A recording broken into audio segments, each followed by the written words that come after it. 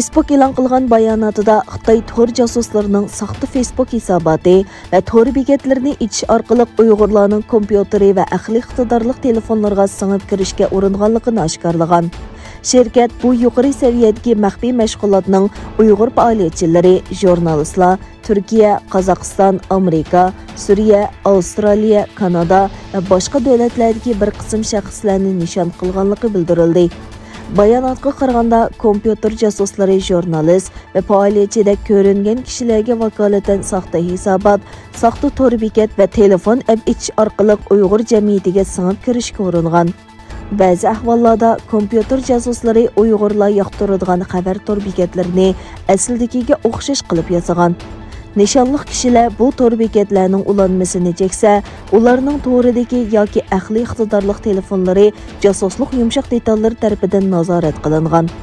Bir tor bexatarlik shirkatining xabariga qaraganda, bu yumshoq detal kishilarning o'rni, knopka taxtasi va telefon daftari qatorliq uchurlarni to'play oladi ekan.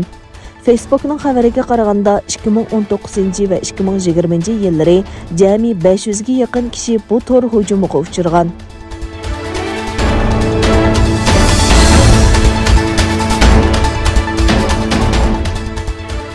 Amerika Avam Palatasining raisi Nancy Pelosi xonim Amerika boshchiligida g'arb davlatlarining Uyg'urlarni dafsanda qilgan Xitoy amaldorlarini jazolaganligini muayyanlashtirgan.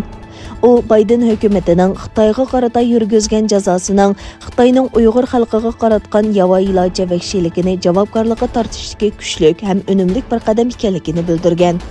Nancy Pelosi xonimning 23 mart e'lon qilgan bu vaqtdagi bayonotida ta'kidlashicha, bu jazo Amerika va xalqaro jamiyatning birlashib Xitoyning xo'rlishiga qarshi Uyg'ur xalqining huquqi va izzat hurmatini qo'g'daydiganligining mutlaq aniq ifodasi ekan.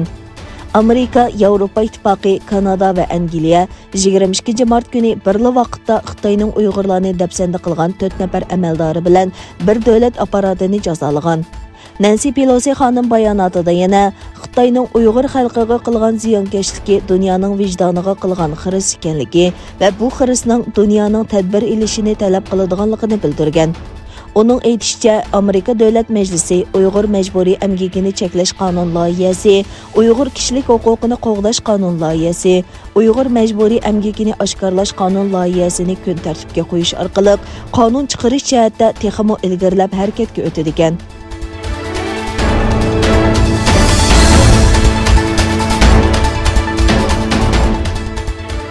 Xitoy Washingtonning kishilik huquq haqidagi ayblashlariga Amerikadagi kishilik huquqqa doir 28 sifatlik doklad bilan javob qaytardi. Washingtonning Beijingni ayblaganligi uchun o'ch elish xarakterida e'lon qilingan bu doklad Xitoy Davlat ishlari mahkamasi uchur ishxonasi tomonidan tayyorlangan. Bu organ Amerikaning 2020 yilda o'zining masalasiga duch kelganligini ta'kidlab, yuqum kontrolligining yo'qolishi, fuqarolarning noroziligi, milliy ziddiyat va ijtimoiy bo'linishni misol qilgan. Dokladda 6 yanvar parlamentning ishg'oliyati va qurol zo'ravonligiga diqqat qilingan. Beijing hukumati har yili mushuningga o'xshash doklad bilan Amerikaning Sharqi Turkiston, Tibet va Hong Kong siyosatini tanqid qilishiga qarata o'ch oladi.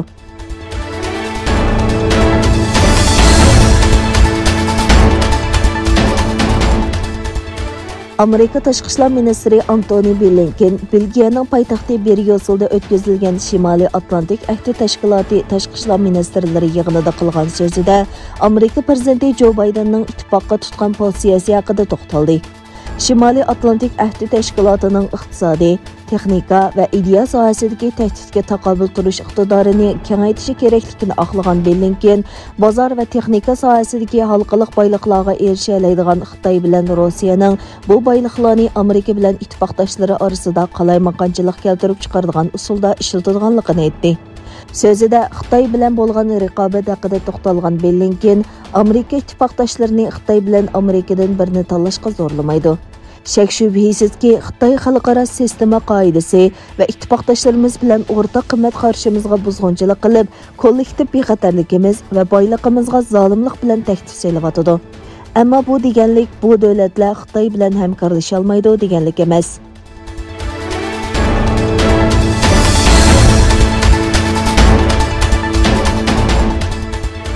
Amerika Aksiya Savdo Komitetining bayonotida Amerikaning sobiq prezidenti Donald Trump 2020 yili 12 oyda imzolagan va Xitoy shirkatlarini Amerika pay bozoridan chiqarib etish fursati bilan ta'minlaydigan chet el shirkatlarining javobgarlik qonunining ijro qilinishiga boshlanganligi o'tirg'a qo'yilgan. Bu qonun chet el shirkatlarining Amerika buxgalterlik nazoratchilik organining uda 3 yil iqtisodiy taftishligiga amal qilmasa, Amerika birjasida bozorga selinishining oldini oladi. Xitoy shirkatlarini nishon qiladiganligi o'tirg'a qo'yilgan bu qonunning Alibaba, Baidu, Pinduoduo va Xitoy nefti qatorliq shirkatlarga ta'sir ko'rsatadiganligi ko'rsatildi.